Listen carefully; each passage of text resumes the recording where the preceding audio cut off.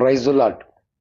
మన ప్రభువును రక్షకుడును యేసుక్రీస్తు వారి పేరిట మీ అందరికీ నా హృదయపూర్వక వందనాలు తెలియజేస్తున్నాను. ఈనాడు కాలమును గమనిస్తే ఇక వస్తున్న మనము ఎదురు చూస్తున్న ప్రభువుని యేసుక్రీస్తు వారు సమీపంగా ఉన్నాడు. ఆయన కంటే మరి క్రీస్తు ధర్మ విరోధియగు పాప పురుషుడు బయలుపరచబడతాడని పరిశుద్ధ గ్రంథం మనకు సాక్ష్యం ఇస్తుంది. వెరసి ఈరోజు ఒక కీలకమైన అంశమును ప్రభువారు నాకిచ్చిన ఆ తలంతుల ప్రకారముగా మరి నేను 10 విధాలుగా భగవంతుడు సృష్టికర్త అయిన ప్రభువుని యేసుక్రీస్తు వారు ఆయన కొన్ని మాటలు మాట్లాడటానికి మన వద్ద ఎల్లప్పుడూ ఉండటానికి ఆదరణకర్త మన వద్దకు వచ్చాడు. ఎందుకు వచ్చాడు అంటే ఈ రంగుల ప్రపంచంలో అనేక ఆకర్షణల మధ్య మానవుని యొక్క ప్రయాణం కొనసాగుతుంది. మానవుడు బలహీనుడు గనుక ఈ మానవుడు ఈ రంగుల ప్రపంచంలో ఈ రంగుల లోకములో జయించగలగాలి అంటే ఒక ఉపమానము తెలియపరుస్తాను, చిత్తగించండి. నీటిలో చేప, ఆ నీటిలో చేప నీటిలో ఉన్నప్పుడే బ్రతుకుతుంది. ఒడ్డున పడేస్తే చనిపోతుంది. ఎందుకు? అది నీటిలో ఉన్నప్పుడే బ్రతకడానికి కారణం ఏమిటి? దేవుడు ఈ యొక్క చేపని నీటిలో ఉన్నప్పుడే అది బ్రతికే ఆ శక్తి దానికి అనుగ్రహించాడు. అది నీటిలో ఉన్నప్పుడు మాత్రమే అది బ్రతుకుతుంది. అలాగనే ఆ నీటిలో ఉన్న ఆ చేప ఒడ్డును కూడా బ్రతకాలి అంటే క్షణక్షణము దాని యొక్క విషయంలో ఒక అద్భుతం జరగాలి. అవునంటారా కాదంటారా? నీటిలో చేప ఎలాగైతే బ్రతుకుతుందో అదే చేప ఒడ్డు మీద వేస్తే ఆ మత్స్యమును బ్రతుకుతూ ఉంది. ఎలాగ బ్రతుకుద్ది అంటే మానవునికి అసంభవము అసాధ్యము కానీ సృష్టికర్తకి సమస్తము సాధ్యమే. ఎలాగ అంటే క్షణక్షణము అద్భుతం జరగాల్సిందే. దాని పట్ల ఒక సూచక్రియ, ఒక మహత్త కార్యము ఆ యొక్క మత్స్యము పట్ల, ఆ యొక్క చేప పట్ల అద్భుతం జరిగితేనే నీటిలో బతుకుతున్న చేప ఒడ్డును కూడా బతుకుతుంది. అలాగనే మనుషులుగాను మానవులుగాను మనం ఉన్నాము. ఈ యొక్క రంగుల ప్రపంచములో అనేక రకాలైన ఆకర్షణలు, ఈ అనేక రకాలైన ఆకర్షణల మధ్య మనము బ్రతకాలి అంటే దేవుడు కృప చూపాలి. ఎంతటి మనగాడైనా సరే అనేక విషయాలలో దారి తప్పిపోతాడు. రోమపత్రిక 3వ అధ్యాయము 11వ వచనములో అంటాడు, నీతిమంతుడు ఒకడు లేడు, అందరూ మార్గం తప్పి పాపమనే దాస్యమనే కాడి కింద బందీలుగా అయిపోయారు. ఈరోజు కలుగుతున్న పరిస్థితుల్ని దృష్టిస్తే ఈనాడు చాలామందిలో ఎక్కువ శాతం స్వార్థం, అది రక్త సంబంధమా, భార్య భర్తల, తల్లిదండ్రుల, అన్నదమ్ముల, అనేది లేదు. కానీ ఎంత ఎంత నాకు సమీపస్తుడు, స్నేహితురాలు, నా ప్రాణానికి ప్రాణ స్నేహితుడు, ప్రాణానికి ప్రాణం ఇస్తుంది నా ప్రాణ స్నేహితురాలు, నమ్మిన వారే నయవంచన చేస్తున్న కాలములో మనమున్నాం. ఇవన్నిటికి కారణం ఏమిటి? ఇలాగా కాటానికి ఏతువేమిటి అని మనము పరిశీలిస్తే పరిశుద్ధ గ్రంథము సాక్ష్యం ఇస్తుంది. ఏంటంటే, అక్రమము విస్తరించిన చేత అనేకుల ప్రేమ సల్లారిపోతుంది. ఈ అక్రమము అనేది బైబిల్ గ్రంథములో అంటున్నాడు, ఈ అక్రమము విస్తరించిన చేత అనేకుల ప్రేమ సల్లారిపోతుంది. ఈనాడు అన్నదమ్ములు కావచ్చు, మరి తాళుబుట్టిన వారు కావచ్చు, తల్లిదండ్రులు కావచ్చు, ఈనాడు అనేకుల మధ్య బాంధవ్యాలకని, బంధాలకని, రత సంబంధాలకని మరి లేదు అనిపిస్తుంది. ఎందుకు లేదు, ఏం జరిగింది అని ఆలోచిస్తే ఒకటే కారణము. పరిశుద్ధ గ్రంథము ఇచ్చిన సాక్ష్యం ఏంటంటే, అక్రమము విస్తరించిన చేత అనేకుల ప్రేమ చల్లారిపోతుంది. ఈనాడు సభ్య సమాజమును అలా పక్కన ఉంచితే, యేసు ప్రభువు వారిని, సృష్టికర్తని నమ్ముకున్న వారి మధ్య కూడా ఈ యొక్క విభేదాలు, అనేక రకాలైన మత్సరములు, నేను గొప్ప అంటే నేను గొప్పని, నేను గొప్ప అంటే నేను గొప్పని, అనేక రకాలైన పరిస్థితుల్ని మనం చూస్తున్నాం. ఈనాడు కలుగుతున్న పరిస్థితులన్నిటిని కూడా గుర్తిస్తే ఇక వచ్చువాడు ఇక ఆలోచన చేయట్లేదు అన్నట్లే అనిపిస్తుంది. మరి ఏంటి కారణం ఏమిటి? వస్తున్న ఆయన కొన్ని కోట్ల మంది ప్రజలు ఎదురు చూస్తున్నారు ఆ యొక్క పెళ్లి కుమారుడి గురించి. అంటే క్రీస్తు యేసు పెళ్లి కుమారుడిగాను రాబోతున్నాడు. బ్రహ్మంగారు తాతయ్య అన్నాడు, ఏరభోగ వసంతరాయునిగా పుట్టబోతున్నాడు అని. బ్రహ్మంగారు తాతయ్య ఏ మహనీయుడి గురించి, ఏ మహానుభావుని గురించి తెలియపరిచాడంటే, ఈనాడు చాలామంది ఒక విదేశీ దేవుడు, మన స్వదేశమందు ఇంతమంది దేవుళ్ళు ఉన్నారు మరి అని విర్రవీగుతున్న వారు ఈరోజు చాలామంది సాక్ష్యం ఇస్తూ ఉన్నారు. ఏం సాక్ష్యం ఇస్తున్నారు అంటే, ఒకప్పుడు నేను యేసు ప్రభు వారికి వ్యతిరేకంగా ఉన్నాను, ఈనాడు నా మనోనేత్రాలు వెలిగించబడ్డాయి, నా జ్ఞానేంద్రాలు వెలిగించబడ్డాయి. ఒకప్పుడు నేను వ్యతిరేకినే, ఈరోజు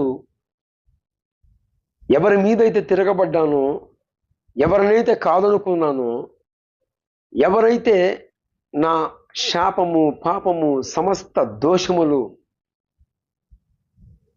కడిగివేశాడో, అలాంటి ఆ యొక్క సృష్టికర్తనే నేను ఒకప్పుడు ఎదిరించాను, తునీకరించాను. ఈరోజు నా మనోనేత్రాలు వెలిగించబడిన తర్వాత అసలుకి నిజమేంటా, నేను పోతున్న మార్గములో మోక్షానికి వెళ్ళే దారి ఉన్నదా, నేను పోతున్న మార్గము అసలు కరెక్ట్ అయిన మార్గమేనా అని ఈరోజు చాలామంది, కొందరు పరిశోధకులు, కొందరు సత్య అన్వేషకులు వెరసి ఒక్కొక్కరు ఒక్కొక్క రీతిగా ప్రభువారి ద్వారాగా దర్శింపబడి ఈనాడు సభ్య సమాజంలో మరి ఎక్కువ శాతము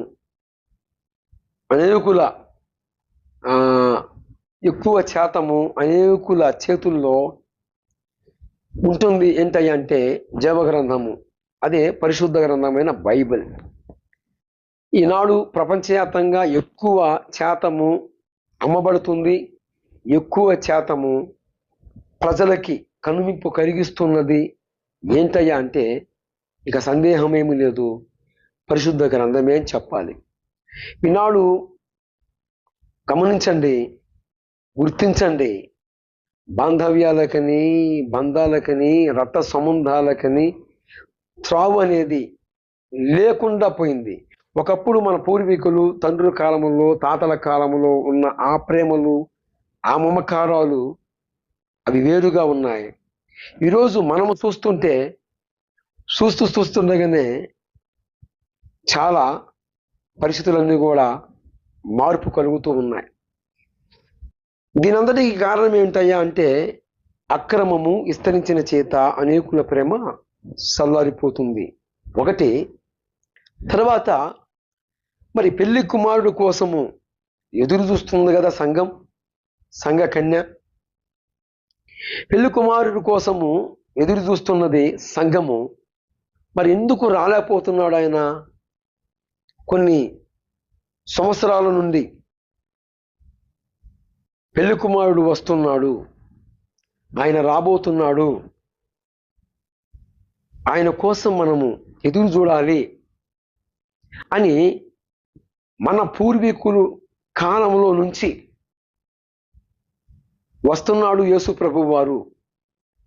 మరి ఎందుకు రావట్లేదు, కారణం ఏమిటి అనేది మనము ఈ రెండోదిగా మనం చూసుకుంటే, రెండో పాయింట్గా మొదటిదేమో అక్రమము విస్తరించిన చేత అనేకుల ప్రేమ సల్లారిపోయింది. అందుకనే బాంధవ్యాలకును, ప్రేమకును, మమకారాలకును, స్నేహితురాల మధ్యను అనేక రకాలుగా ఈ యొక్క రక్త సంబంధం అనేది చాలా వరకు కట్ అయిపోయింది. అయితే ఈ యొక్క రెఫరెన్సు ఎక్కడుంది అంటే మత్తయి సువార్త 24వ అధ్యాయము 12వ వచనం మనకి సాక్ష్యం ఇస్తుంది. అక్రమము విస్తరించిన చేత అనేకుల ప్రేమ సల్లారిపోతుంది. రెండోదిగా యేసు ప్రభు వారు పూర్వకాలాల నుండి ఆయన రెండో రాకడ ఉంది, ఆయన త్వరగా రాబోతున్నాడు. మరి ఇంకా ఎందుకు ఆలస్యం చేస్తున్నాడు? కారణం ఏమిటి? అసలుకి యేసు ప్రభు వారి రాకడ ఉన్నదా అని కొందరు హేతువాదులు, కొందరు నాస్తిక వాదన, అనేక రకాలైన వాదనలను మనం వింటున్నాం, మనం గమనిస్తున్నాం. రకరకాలుగా మాటలు విన్నప్పుడు అసలుకి యేసు ప్రభు వారి రెండో రాకడ ఉన్నదా అనే దానికి నిరూపణగా పరిశుద్ధ గ్రంథమైన బైబిలే సాక్ష్యం ఇచ్చింది. యేసు ప్రభు వారు రెండో రాకడలో ఆయన రాబోతున్నాడు. ఎందుకు రాబోతున్నాడు అంటే తన యందు విశ్వాసం ఉంచిన వారి కోసమును, తర్వాత తనని ఎందరూ తునీకరించారో వారందరికీ న్యాయము తీర్చడానికి. ఇక్కడ గమనించండి ప్రియమైన దేవుని ప్రజలారా, నా భారతదేశ ప్రజలారా, ఆయన రాక ఎందుకు ఆలస్యమవుతుంది అంటే 2010 సంవత్సరంలో యేసు ప్రభు వారు గనక వచ్చినట్లయితే నేను మారేవాడిని కాదు, నేను తెలుసుకునేవాడిని కాదు, సత్యమై ఉన్న ఆ సత్యదేవుణ్ణి నేను గుర్తించేవాడిని కాదు. ఎందుకనగా యేసు ప్రభు వారి యొక్క రాక ఆనాడు జరిగితే నేను ఎక్కడ ఉండేవాడిని అంటే పాపాదస్యం మరణం ప్రయాతి, పాపాదస్యం నరకం ప్రయాతి. పాపమానికి జీతం మరణము, మరణానికి జీతము అగ్ని ఆరదు, పురుగు జావదు అని సాక్ష్యం ఇచ్చింది సాంస్క్రిట్ సంస్కృత భాషలో. అయితే 2010 సంవత్సరములో నేను మారు మనసు పొందటమును, ప్రభువారు నన్ను దర్శించటమును, ఈ యొక్క మూర్ఖుణ్ణి, ఈ యొక్క అజ్ఞానుణ్ణి, ఒక చదువు లేని అజ్ఞానుని అని చెప్పుకో ఉంటాను. ఎందుకంటే నాకైతే చదువు అయితే వాస్తవంగా లేదు. యేసు ప్రభువు వారు నన్ను దర్శించిన తర్వాత ఆయన వెలుగు ద్వారాగా ఆ మహోన్నతుడు నాకు గురువుగాను బైబిల్ ఇచ్చిన సాక్ష్యం ప్రకారముగా ఆయన వాక్యము నా పాదాలకి దీపంగా మార్చబడింది. ఈ యొక్క యోతువునే కాదండి, ఈరోజు చాలా మంది 100కి 100% చెప్పుకోవచ్చు యేసు ప్రభు వారిని వెంబడించేవారు చాలా మంది చదువు లేని వారే అని చెప్పవచ్చు. వాస్తవంగా గొప్పతనానికి కాదు, కానీ 2010వ సంవత్సరము యేసు ప్రభు రాకడ వస్తే నేను మార్పు చెందేమని కాదు. అయితే ఆయన రాకడ జరిగితే పాతాళ అగ్నిలో ఉండేవాడిని. ఎందుకంటే నా పాపాలకి ఎలగట్టిన వాడు, మరి మూల్యము చెల్లించిన వాడు, ఈ లోక రీతిగా నేను ఎవరినైతే నిష్ఠాగరిష్ఠులతోనూ మరి కఠోర దీక్షలతోనూ హోమాలతోనూ యజ్ఞాలతోనూ పూజలతో పునస్కారాలతో అరిచేతి యందు ఆరత కుప్పర వెలిగించి దేవత దేవుడు అని చెప్పిన వారికల్లా సాష్టాంగ నమస్కారం చేశాను. అయినప్పటికీ వారు ఎవరు కూడా నా కోసము మూల్యము అమౌంట్ కట్టలేదు. నా కోసము రక్తము చిందించిన వాడు, నా కోసము ప్రాణం ఇచ్చిన వాడు ఆయన ఒక్కడే. ఎవరయ్యా అంటే నేను వేణోడితో ఒక విదేశీ దేవుడు, ఒక వర్గానికే ఒక జాతికే దేవుడు, మనకి ఇంతమంది దేవతలు దేవుళ్ళు ఉన్నారు అని మూర్ఖత్వముతో ఇప్పటికి చాలామంది ఉన్నారు. ఇప్పటికి అనేక రకాలుగా మాట్లాడుతున్న వారు ఉన్నారు.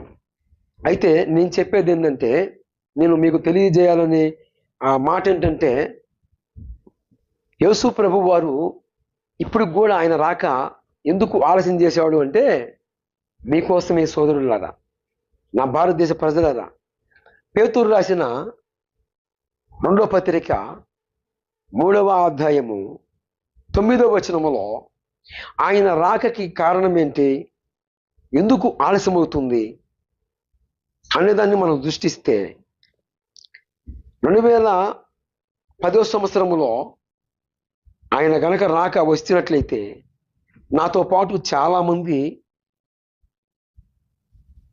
పాతాళానికి వెళ్ళిపోయేవాళ్ళు. నా ఫ్యామిలీలో వల్లే, నా కుటుంబ సభ్యులే 6 మెంబర్స్, నా కుటుంబ సభ్యులు ఈ 6 మెంబర్స్ 2010లోనే మారుమనసు పొందాయి. 2010లోనే ప్రభువుని యేసు క్రీస్తు రక్తములో కడగబట్టడం జరిగింది. ఇదే నేపథ్యములో యేసు ప్రభు వారిని గుర్తించకుండా ఇప్పటికి ఎరగకుండా ఉన్నవారు ఎంతోమంది ఉన్నారు. ఎంతోమంది యేసు ప్రభు వారిని తెలియకుండా ఎరగకుండా చాలామంది ఉన్నారు. నేను చెప్తున్నాను, నా భారతదేశ ప్రజలారా, ప్రాణప్రియుడును ప్రాణేశ్వరుడును పాపుల రక్షకుడును ఆయన ఎందుకు ఆలస్యమైంది ఆయన రాక అంటే, మీ నిమిత్తమే, మీకోసమే ఆ భగవంతుడు మీకోసమే ఆయన రాకని ఆలస్యం చేసుకుంటున్నాడు.